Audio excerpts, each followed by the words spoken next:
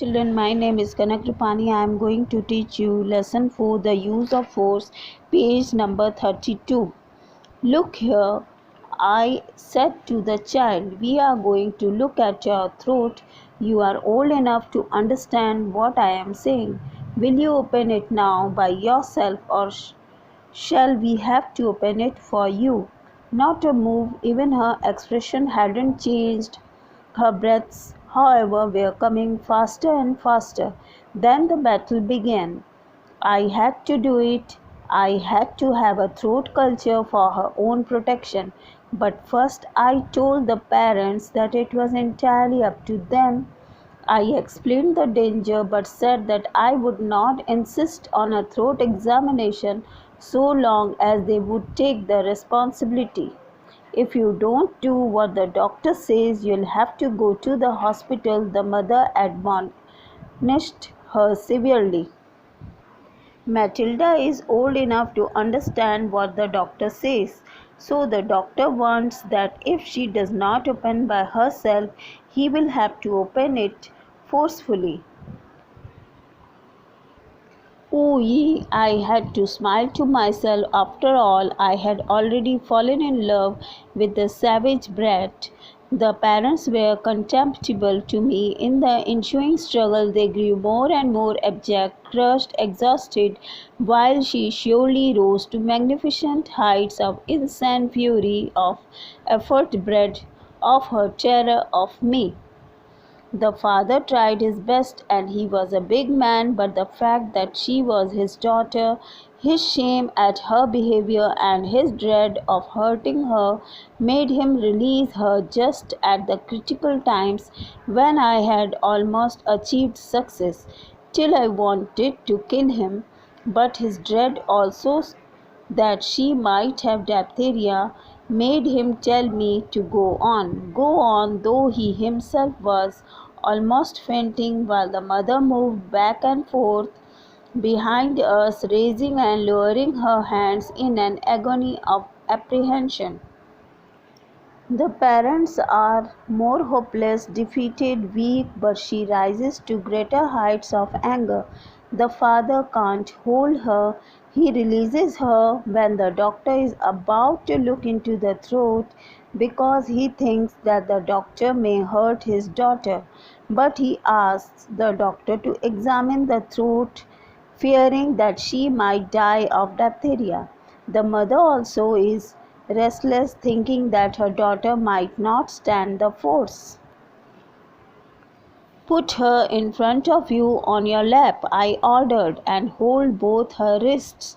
But as soon as he did, the child let out a scream. Don't, you are hurting me. Let go of my hands. Let them go, I tell you. Then she shrieked terrifyingly, hysterically, Stop it, stop it, you are killing me. Do you think she can stand it, doctor? Said the mother. You get out, said the husband to his wife. Do you want her to die of diphtheria? Come on. Now hold her, I said. Then I grasped the child's head with my left hand and tried to get the wooden tongue depressor between her teeth. She fought with clenched teeth desperately.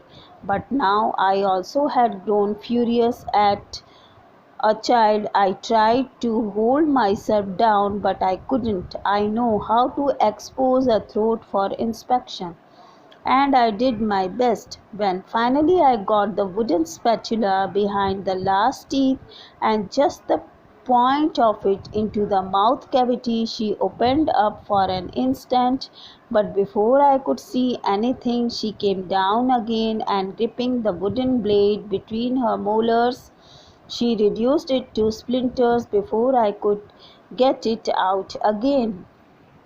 Then the doctor orders him to put her on his lap and hold both her wrists. The child begins to cry uncontrollably.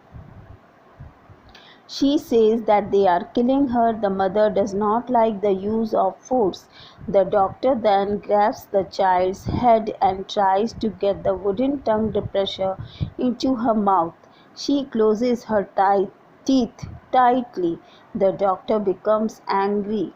and can't control himself. He gets the dip pressure into the mouth, but she breaks it with her molars. Aren't you ashamed? The mother yelled at her. Aren't you ashamed to act like that in front of the doctor? Get me a smooth-handled spoon of some sort, I told the mother. We are going through with this.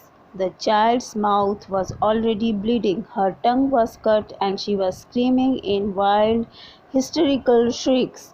Perhaps I should have desisted and come back in an hour or more. No doubt it would have been better. But I have seen at least 2 children lying dead in bed of neglect in such cases, and feeling that I must get a diagnosis now or never, I went at it again. But the worst of it was that I too had got beyond reason. I could have torn the child apart in my own fury and enjoyed it, but it was a pleasure to attack her. My face was burning with it. Next, the doctor asks for a spoon. The child's mouth is already bleeding.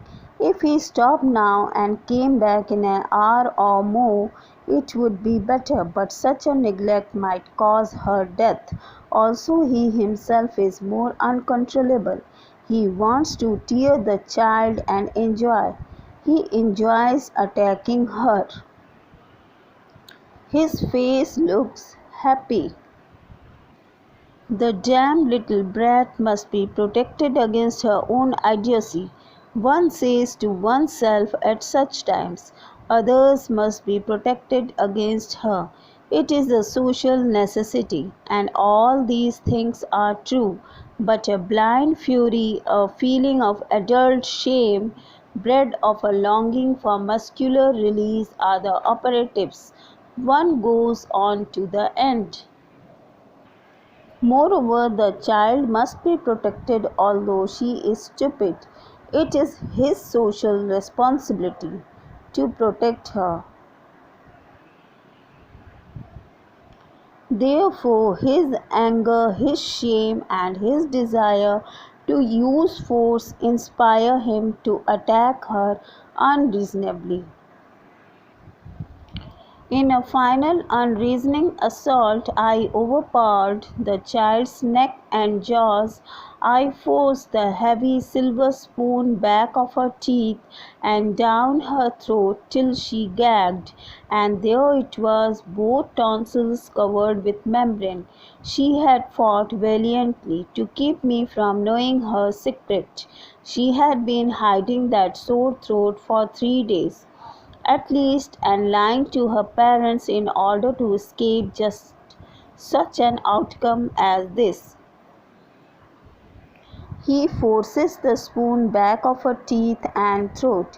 He finds that she has a sore throat with both tonsils covered with membrane.